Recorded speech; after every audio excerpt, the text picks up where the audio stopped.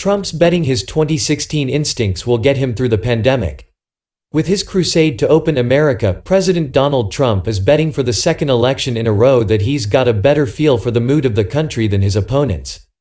Trump's calculation to reject science and push to swiftly crank up an economy with the nation still ravaged by COVID-19 could kill many more than the 85,000 Americans who have already died.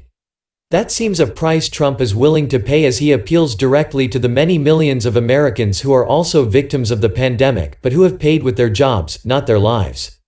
That's a message that could resonate. In states where the virus has not caused massive death tolls, it can seem remote. But economic blight is everywhere and may brew a political storm that could punish Democrats if Trump can paint them as stubborn enemies of a return to work or responsible for furloughs turning into long-term job losses. In 2016, Trump confounded the political class by seizing on the forgotten Americans who had seen their jobs in industrial heartlands disappear to low-wage economies in Asia and were contemptuous of the promises of what they saw as politically correct, globalist politicians in both parties.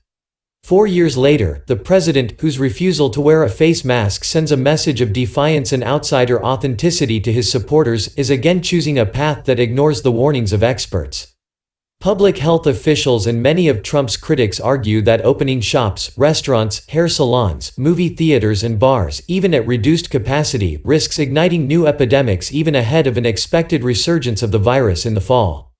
Trump has acknowledged that lives will be lost but says there is no alternative to reviving the economy on which so many lives rest, and on which his re-election depends.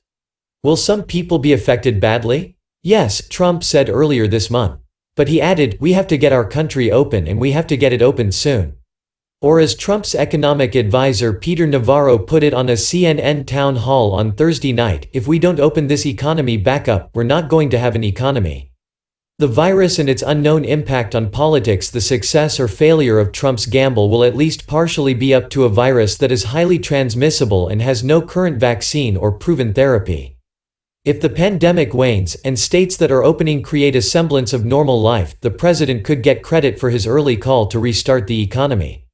If, by November, the election turns on mostly economic questions, he may have maneuvered himself onto a launch pad for a victory that looked unlikely as the pandemic spread in recent weeks.